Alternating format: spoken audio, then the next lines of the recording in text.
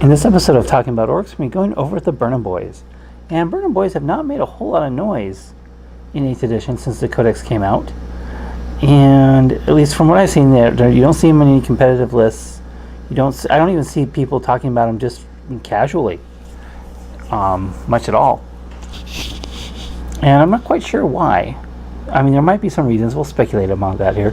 So a Burna Boy essentially has the exact same stats as an Ork Boy. But it's equipped with a Burna and stick bombs, and is 12 points each, so it's almost double the cost of an Ork Boy for no more survivability. And that's probably where the biggest problem comes from these, is that they don't have any survivability for the points investment.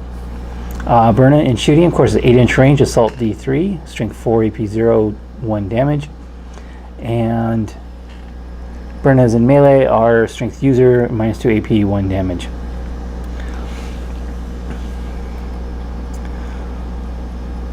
So why, and of course they have Irigo, Mob Rule, and Daka. Daka of course does not apply to Burnas because they auto hit. And Pyromaniacs. If this unit destroys an enemy in the shooting phase, it automatically passes morale test until the start of your next turn. So why don't Burna Boyz get much love in the Codex? I think the biggest problem they have is the range of 8 inches on their flamers and the lack of survivability. Because you need to, ideally, you'd want to be able to deep strike these things in to make sure they can get to something, but you can't deep strike in range. You have to be more than 9 inches away. The flamer's only 8-inch range. So I think that really hurts them. So then you have to move to a transport, but even that is only so-so. Nice thing, at least you can advance and still shoot because they are still assault weapons. So that helps. But with a transport, even a truck is going to have, even an Evil Sun's truck, let's say, it's only going to have about 17 inches of movement on average plus that. So it's a 25-inch threat range, which isn't a whole lot. Now, if you move to a Warcopter, now you're talking like a 30-inch threat range. Or 32-inch threat range because the Warcopter advances automatically 8 inches. Yeah, 24, 26. Yeah, 34-inch threat range. With Burnas and a Warcopter. So that's Evil Suns, of course. So that's a little bit better. Not great, but better. And I think that's the biggest problem with Burna Boyz, is they just don't have the threat range to really do what they need to do to get on what they need to get on. Get on the targets they need to get on. Because they are still strength 4. They're basically just regular flamers. I mean, sure, you can have 30 D3 shots.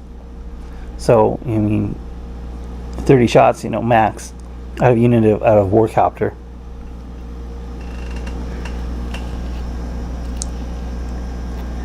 Or in a truck, you can have, up to 36 shots. On average, you're going to have 2 each, right? So that's 20 hits, I should say. I don't know, toughness 4 model is only 10 wounds, 2 or 3 dead Marines or 1 dead Primaris. So you need to be able to both shoot and assault these things to be effective. And the lack of survivability, the lack of large numbers, and the points cost. Is it really worth all 5 more points to get -2 AP on an Ork? Or would you rather just have another Ork and just get more attacks in and make the opponent roll dice? That's what it comes down to, is that more dice are going to be better than this -2 AP from just 2 attacks each. So unfortunately, Burna Boyz, and again with the flamers, you're doing anti-infantry shooting. Orks don't need anti-infantry shooting. That's the one thing they do very well. Maybe some anti-heavy infantry shooting, like for those 2-up saves and cover. Maybe that's where it would be great, but these aren't going to do that, because while they do auto hit, they do not ignore cover like flamers used to do.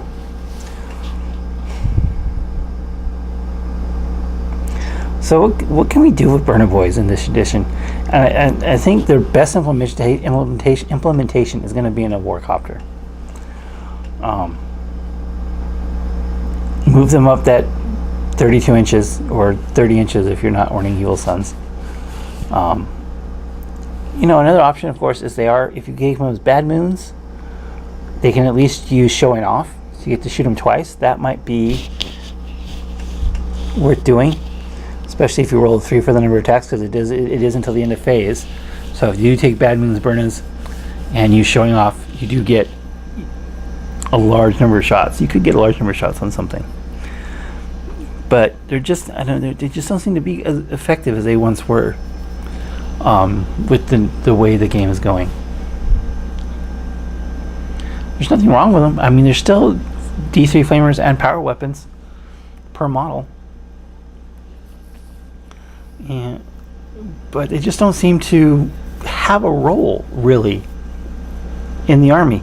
Because if you want lots of anti-infantry shooting, you're better off with more big shooters or one of the new buggies that puts out a lot of shots, because at least they can do it at range with a little bit more survivability because they have that extra toughness and an actual save. Or you got Labas still, which are great anti-infantry shooting and higher strength and just dirt cheap, and can hold objectives back on your back line. There's just, and as far as power weapons go, we just don't really need that kind of AP that often,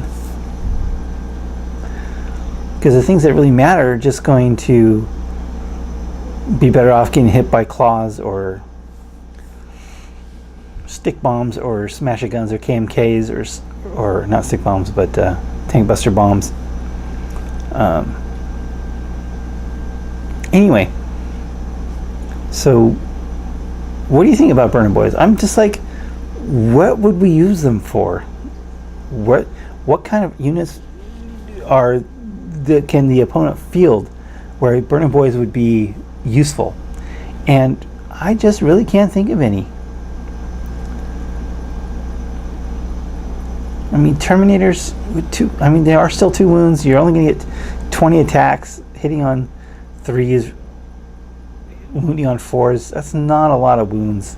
And they'll still get a 4-up save.